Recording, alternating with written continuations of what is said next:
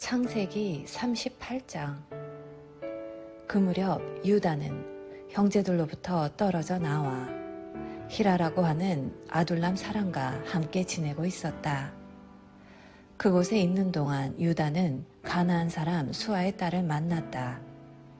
유다가 그녀와 결혼하여 잠자리를 같이 하니 그녀가 임신하여 아들을 낳고 아이의 이름을 엘이라고 했다. 그녀가 다시 임신하여 아들을 낳고 아이의 이름을 오난이라고 했다. 그녀가 또다시 아들을 낳고 아이의 이름을 셀라라고 했다. 셀라를 낳았을 때 그들 부부는 거십에 살고 있었다. 유다가 맏아들 엘에게 아내를 얻어주었다. 그녀의 이름은 다말이었다. 그러나 유다의 맏아들 엘이 하나님께 심히 악한 죄를 지어 하나님께서 그의 목숨을 거두어 가셨다. 유다가 오난에게 말했다. 가서 남편을 잃은 너의 형수와 잠자리를 같이 하도록 하여라.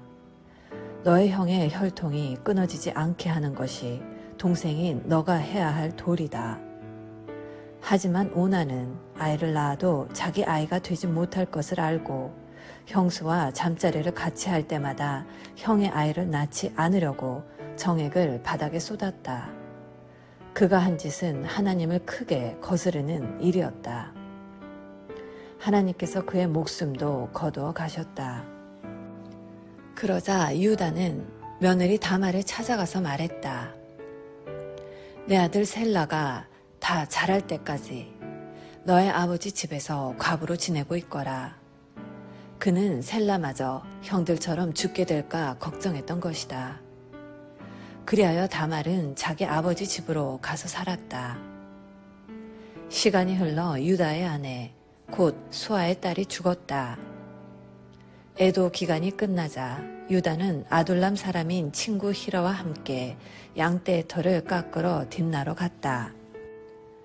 다말은 너희 시아버지가 양떼의 털을 깎으러 딥나로 갔다는 소식을 전해 들었다. 그녀는 과부의 옷을 벗고 너울로 얼굴을 가려 남이 알아보지 못하게 한 다음 딥나로 가는 길에 있는 에나임 입구에 앉아 있었다. 그녀는 셀라가 다 자랐는데도 유다가 자기를 그와 결혼시키려 하지 않는다는 것을 알고 있었다. 유다는 너울로 얼굴을 가리고 있는 그녀를 보고는 창녀라고 생각했다. 그는 길가에 있는 그녀에게 다가가 말했다. 오늘 밤 함께 보내자. 유다는 그녀가 자기 며느리인 줄을 전혀 알지 못했다. 그녀가 말했다. 그 값으로 내게 무엇을 주겠습니까? 유다가 말했다. 내 가축대에서 새끼 염소 한 마리를 보내겠다. 그녀가 말했다. 그것을 보낼 때까지 내게 담보물을 맡기면 그렇게 하겠습니다. 담보물로 원하는 게 뭐냐? 그녀가 대답했다.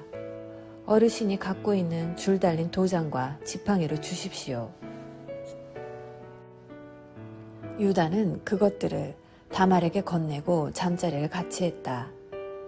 그녀가 임신하게 되었다. 그녀는 그곳을 떠나 집으로 돌아가서 너울을 벗고 과부의 옷을 다시 입었다.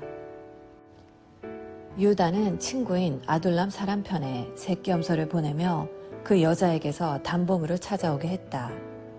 그러나 그 친구는 그녀를 찾지 못했다. 그래서 그곳 사람들에게 물었다.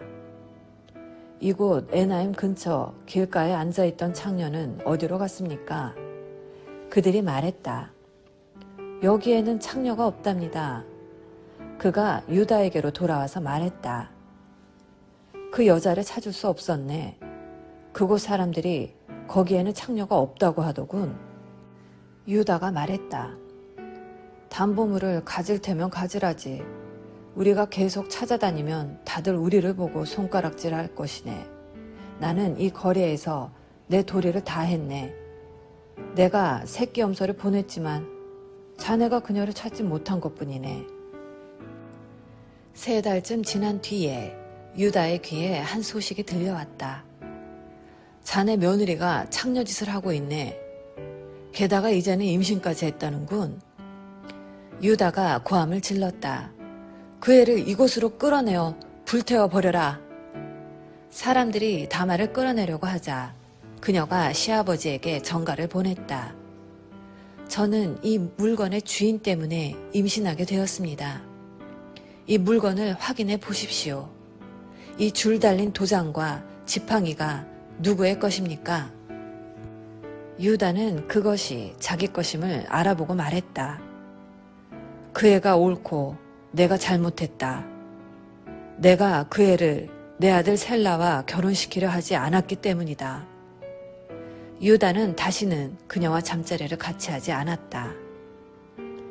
다말이 출산할 때가 되었는데 그녀의 태 속에 쌍둥이가 있었다. 아이를 낳을 때 한 아이의 손이 나왔다. 산파가 그 손에 붉은 실을 묶고 말했다. 이 아이가 먼저 나온 아이다. 그러나 바로 그때 그 아이의 손이 도로 들어가더니 그의 동생이 나왔다. 산파가 말했다. 동생이 밀치고 나왔구나. 그래서 아이의 이름을 베레스라고 했다. 곧이어 그 아이의 형이 손에 붉은 실을 감고 나오니 아이의 이름을 세라라고 했다. 아멘. 오늘은 창세기 38장 말씀을 함께 묵상하였습니다. 38장 본문은 유다의 가정 이야기와 유다의 죄악이 강조되고 있습니다. 유다는 형제들을 떠나 가나안 여인과 결혼했는데요. 그 사이에 낳은 첫째 아들 엘은 다말과 결혼하지만 하나님 보시기에 악함으로 하나님은 그를 죽이셨습니다. 악이 하나님의 심판을 받는다는 것은 창세기에 아주 중요한 주제입니다. 그리고 둘째 아들 오나는 형수에게로 들어가서 그 당시 법에 따라 형이 후손을 낳지 못하고 죽게 되면 동생을 통해 아들을 낳아서 형의 가문을 이어야 하는 법을 따르지 않고 자기 쾌락만 쫓다가 그런 악을 행하다 또 하나님의 벌을 받게 됩니다.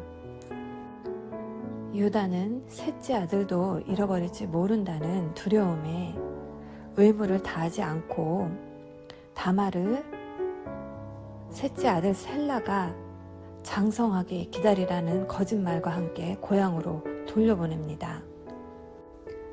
그 이후 다말은 시아버지를 유혹해서 성관계를 가지고 임신을 하게 됩니다. 여기서 다말이 한 행동이 이해하기 어려울 수 있는데요.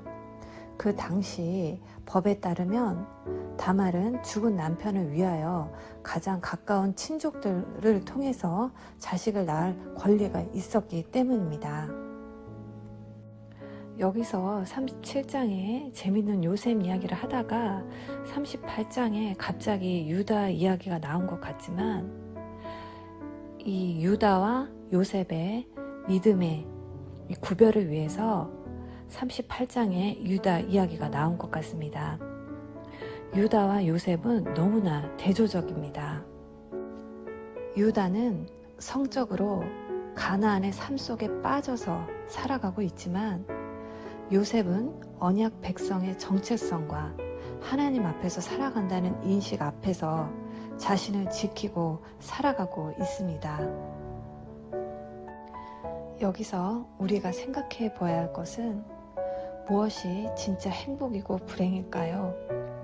애굽으로 팔려간 요셉이 불행한 것일까요? 아니면 요셉을 팔아넘기고 이런 타락한 세월을 보내며 가나안 삶에 젖어서 살아가는 유다의 삶이 행복한 것일까요?